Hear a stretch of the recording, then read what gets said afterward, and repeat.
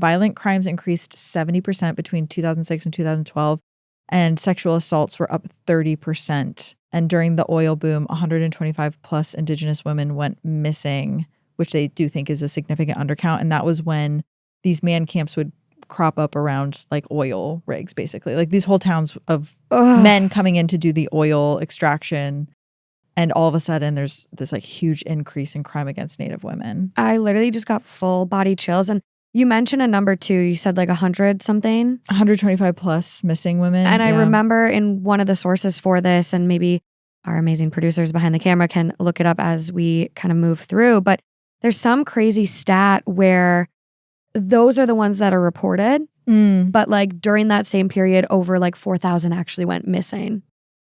Yeah. And it's just like, it's this insane thing where it's like, why? Like, how is this happening? How is this epidemic still fucking happening? Well, I was even reading about like just the history of why like Indigenous women, the reporting is so underreported. And some of it had to do with the fact that like, if they couldn't figure out exactly what tribe you were from, they would just write you as being white. So it got classified as white women. Or they would write N, which they were like, this will mean Native American. But when the paperwork was actually being filed, they thought, this is like way back in the day, they thought N meant Negro. So they were getting classified as black women who were going missing. So there was just like a huge undercount of the Indigenous women. Which also, like, if you're putting out these missing people reports and they're classified wrong, like how do people even know who they're looking for? Like, it's insane. Our amazing producer did get back to us here on that stat I was trying to remember. And so I'm going to read you guys this. There were 5,712 reports of missing American Indian and Alaska Native women and girls in 2016 alone, according to the National Crime Information Center. However, the U.S. Department of Justice's Federal Missing Persons Database only logged 116 of those cases. So they missed 5,000, again, bad at math, 5,500-ish? Like, what the fuck? Yeah, and eventually law enforcement does rule out Germaine's case as being human trafficking. We don't know. I mean, there's like details around that haven't been revealed as to why. I mean, it seems like they do have one suspect in mind the entire time of who it could be. But I wonder who. Yeah, so eventually it is ruled that she was not a victim of human trafficking. And maybe one of the reasons why they did start thinking not human trafficking is because of our eighth clue. On August 1st, 2018, the Missoula County Sheriff's Department applied for another search warrant. Deputies wanted Google to hand over data from Michael DeFrance's Gmail account, including his location history, search history, browsing history.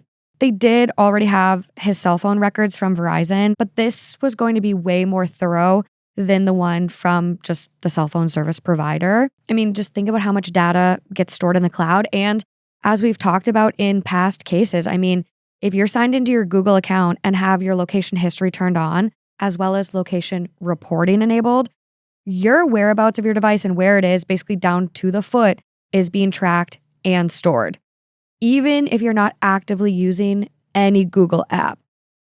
We don't know what exactly the Sheriff's Department got from Google, but they got something, because the very next day, on August 2nd, they filed a new search warrant application. This one specifically said they were investigating Michael for deliberate homicide. The previous warrants did not say any of that.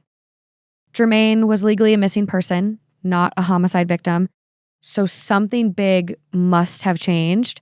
And the August 2nd warrant was pretty interesting. The police wanted permission to use aerial surveillance and thermal imaging on the DeFrance property for 10 days to visually observe and photograph the area.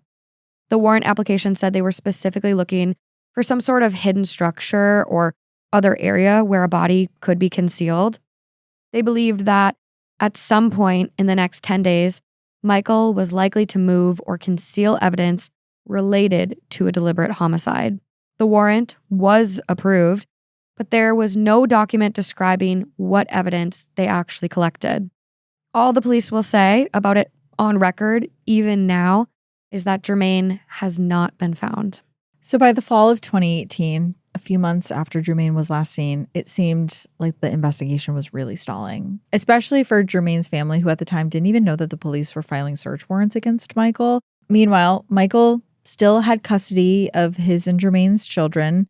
And once the investigation started to focus on him, he stopped letting the 4-year-old and the 2-year-old see Germaine's family. He also got back together with his former fiancée. However, Guy Baker, the lead detective on the case, was gearing up for another big search, and that one was finally underway in October of 2018. I'm so pissed. I know. I'm so mad, you guys. The fact that he's withholding those children from them, just... It's control. It's all of it's control It's for him. insane.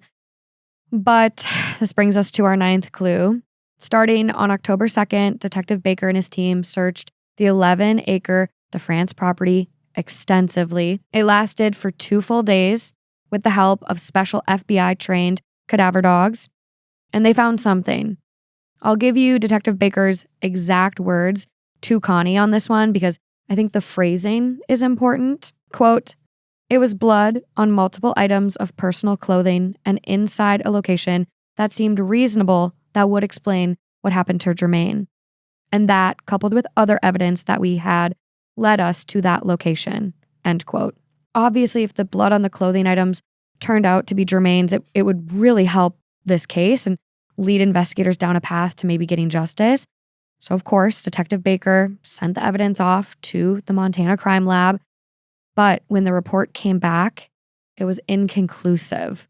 According to the National Institute of Justice, inconclusive DNA testing results can be due to multiple contributors to a sample, contamination, or degradation. So unfortunately, the bloody clothing wasn't this smoking gun that Detective Baker was hoping for, but he did find some literal guns, which was a problem because Michael was actually prohibited from owning firearms after his 2013 conviction for assaulting Germaine. So the Missoula police confiscated those weapons. When Detective Baker asked Michael directly, quote, "And you know you're not supposed to have guns, right?" Michael replied, quote, "I was never clear on that." However, this was a giant bump in the road for Michael that would come back to haunt him later, but not immediately, because they did confiscate those guns, but charges were not immediately filed on them. No. Keyword, later. Every week we dive into the pieces, both hidden and obvious, behind some of the biggest true crime cases. Subscribe to Clues Pod with Morgan Absher and Kaelyn Moore on YouTube. And remember, every clue counts.